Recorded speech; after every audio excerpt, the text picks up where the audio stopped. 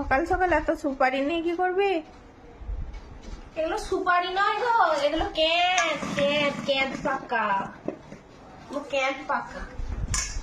এগুলো এই আমাদের এই দিকের সাইডে বেশি হয়, বীরভূম ঝাড়খণ্ড।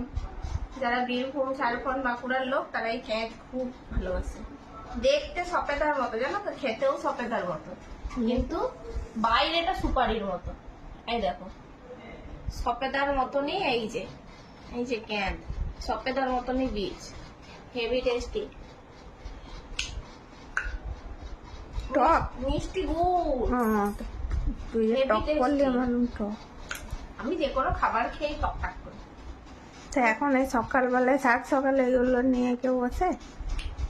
ক্যান পাকা আমাদের তো এইগুলোই তো এইদিকেতে চলে। এই সিজনাল ফুড খাবো না তো কি খাবো সকালে ব্রেকফাস্টে? আচ্ছা আচ্ছা। তোমরা গাইজ জানিও তো যে ব্রেকফাস্টে ফল খাওয়া উচিত না নয়। তাও আবার আমাদের মতো এই যে এরিয়াতে, যেখানে এই যে গাছে ক্যান, গাছে তাল, গাছে খেজুর, কদিন পরে আম হবে, সেগুলো কি না খেয়ে কি এই মুড়ি চেবাবো? বলো, তোমরাই বলো। তো তোমাদের যদি ক্যান পাকা লাগে চলে আসো। হ্যাঁ, আমি অনেক ক্যান নিয়ে বসেছি, দেখো আমার বাড়িতে অনেক ক্যান আছে। খাবে নাকি তুমি একটা? না আমি খাবো না এখন।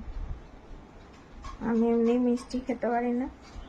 খেতে পারতে? না না আমি এখন খাবো না।